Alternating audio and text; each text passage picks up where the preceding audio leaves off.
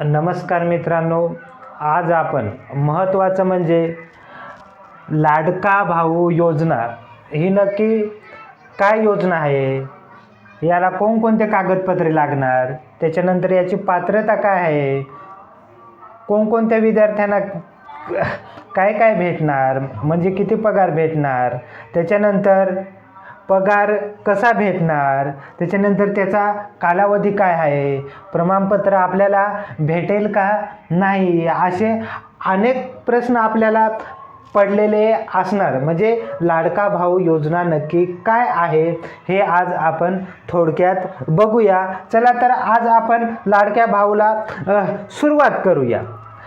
उमेदवारांची पात्रता म्हणजे उमेदवार कोण फॉर्म भरू शकते, तर उमेदवाराचे किमान वय कमीत कमी वय 18 वर्षे असावं आणि जास्तीत जास्त वय 35 वर्षे असावं. त्याच्यानंतर दुसरी पात्रता काय दिलेली आहे, उमेदवाराचा किमान शैक्षणिक पात्रता 12वी पास असावा. त्याच्यानंतर ITI, त्याच्यानंतर पदविका म्हणजे आपला डिप्लोमा वगैरे असावा, पदवीधर म्हणजे आपलं ग्रॅज्युएशन वगैरे असतं, त्याच्यानंतर पदवीधर पोस्ट ग्रॅज्युएशन असतं, हे काय त्यांचे शैक्षणिक पात्रता असावी. त्याच्यानंतर तो मेन म्हणजे महाराष्ट्राचा रहिवासी असावा, आपल्या महाराष्ट्र राज्याचा रहिवासी असावा.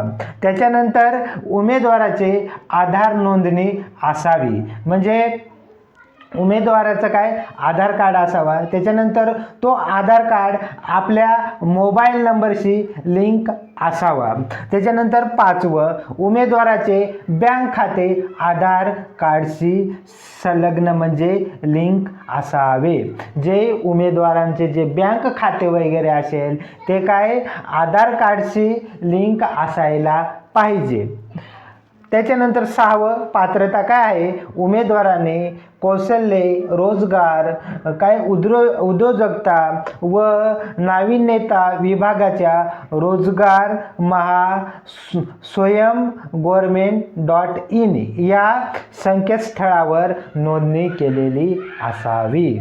आणि हा GR कधी आलेला आहे, ही लाडका भाऊ योजना आपले लाडके मुख्यमंत्री म्हणजे माननीय एकनाथ शिंदे यांनी 9 जुलै 2024ला ही योजना काय सुरू केली, म्हणजे GR काढलेलं आहे. आणि ह्या योजनेचं जे नाव वगैरे आहे ते लाडका भाऊ योजना हे नाव नाही आहे, तर जे नाव आहे ते मुख्यमंत्री युवा कार्य प्रशिक्षण योजना हे योजनेचं नाव आहे. परंतु जे आपण जनरलसाठी म्हणजे जे आपण वापरतोय, जे आपण योजना ओळखतोय ते म्हणजे लाडका भाऊ योजना ह्या नावानेच आपण ओळखतोय. आणि त्याच्यासाठी आवश्यक कागदपत्रे बघूया. काय, आपला आधार कार्ड असावा, त्याच्यानंतर बँक पासबुक असावे, आपला फोटो असावा पासपोर्ट साईज, त्याच्यानंतर मार्कशीट असावं, जर 12वी झाले असेल तर 12वीचं मार्कशीट, त्याच्यानंतर डिप्लोमा झाला असेल, ITI झाला असेल त्या याचं मार्कशीट असावं आणि रिझ्यूम असावा. रिझ्यूम म्हणजे आपलं 10वीला किती टक्के पडलेले आहेत, 12वीला किती टक्के पडलेले आहेत, आपला अनुभव वगैरे, त्याच्यानंतर ग्रॅज्युएशनला किती, डिप्लोमाला किती, असा एक आपण रिझ्यूम बनवायचा आहे. त्याच्यानंतर पात्र विद्यार्थी, जर तुम्ही 12वी पास व्हाल, जर 12वी पास झाले असाल तर तुम्हाला प्रत्येक महिन्याला 6,000 आपल्या खात्यावरती पैसे पडणार आहेत. त्याच्यानंतर जर तुमचा ITI किंवा डिप्लोमा, कोणताही डिप्लोमा वगैरे झालेला असाल, 2 वर्षाचा 3 वर्षाचा जो डिप्लोमा वगैरे असतो जो झालेला असाल, तर तुम्हाला किती 8,000 महिना काय पडणार आहे. त्याच्यानंतर तुमचं जर ग्रॅज्युएशन झाले असेल किंवा पोस्ट ग्रॅज्युएशन झाले असेल, पदवी किंवा पदवीधर यांना 10,000 प्रति महिन्याला काय पैसे खात्यावर पडणार आहे. आणि हे पैसे नक्की कोण देणार आहे, तर हे पैसे नक्की काय आपलं सरकारकडून भेटणार आहेत. आणि त्याच्यानंतर आपला पगार कसा मिळेल, आपल्याला पगार कसा मिळेल, कशाच्या याच्यावरती आपली काय प्रत्येक दिवशी हजेरी घेतली जाईल.